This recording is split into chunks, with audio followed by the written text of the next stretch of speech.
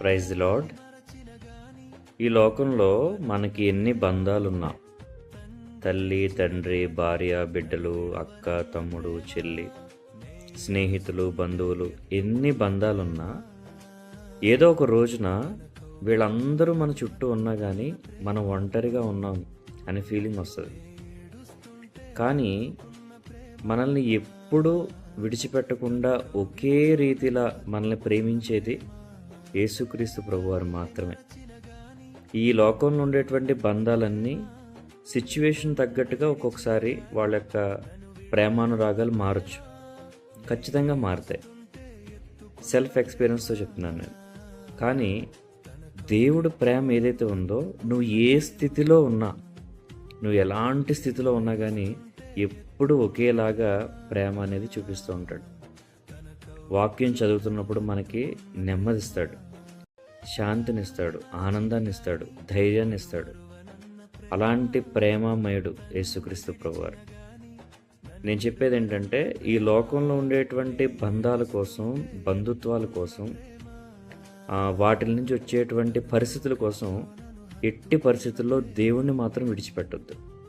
ఎందుకంటే మనం నమ్ముకున్న దేవుడు పరిశుద్ధుడు, ప్రేమమయుడు, కృపామయుడు, దయామయుడు. ఆయన ప్రేమకు వర్ణించినా కానీ, ఏ రీతిగా వర్ణించినా కానీ సరిపోదన్నమాట. అలాంటి ప్రేమమయుడు దేవుడు. ఇది నేను నా సెల్ఫ్ ఎక్స్పీరియన్స్తో చెప్తున్నాను. దేవుణ్ణి గనక విడిచిపెట్టకుండా పూర్తిగా ఆయన మీద గనక మనం ఆధారపడితే ఎలాంటి స్థితిలో నుంచైనా దేవుడు నేను లేవనెత్తుతాడు. మీకా గ్రంథం 7వ అధ్యాయంలో ఒక వచనం ఉంటుంది, నేను పడిపోయినను తిరిగి లేతును అని.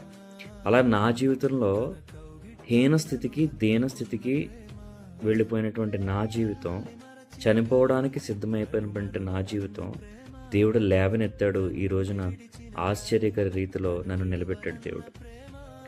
కాబట్టి దేవుడి ప్రేమకి లోబడండి, దేవుని ప్రేమను గుర్తించండి. ఈ లోకంలో ఉండేటువంటి తాత్కాలికమైన వాటి కోసం దేవుడు చేయొద్దన్న పనులు చేయొద్దు.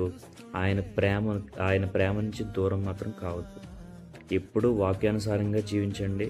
ప్రార్థన జీవితం, వాక్యపు జీవితంలో ఉండండి. దేవుడు వెలుగులో ఉండండి. దేవుడు మిమ్మల్ని ఖచ్చితంగా ఏ పరిస్థితిలో ఉన్నా కానీ మిమ్మల్ని లేవనెత్తుతాడు. ఒకవేళ చెడిపోయినా, ఎలాంటి పరిస్థితులు ఉన్నా, తినడానికి తిండి లేకపోయినా పర్వాలేదు, దేవుణ్ణి మాత్రం విడిచిపెట్టద్దు. చెడిపోయిన జీవితాన్ని బాగు చేసేది ఆయనే, పడిపోయిన జీవితాన్ని లేవనెత్తేది కూడా ఆయనే. Praise the lord.